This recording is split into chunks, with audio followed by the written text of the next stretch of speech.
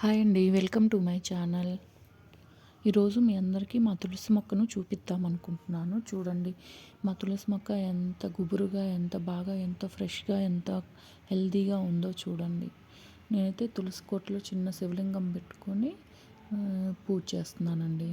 మా పిల్లలకి చెప్తాను రోజు స్నానం చేయంగాల్నే వచ్చి 1 గ్లాస్ వాటర్ పోయమని. మా పిల్లలు డైలీ స్నానం చేసిన వెంటనే వచ్చి గ్లాస్ నీళ్ళు అభిషేకం చేస్తారు.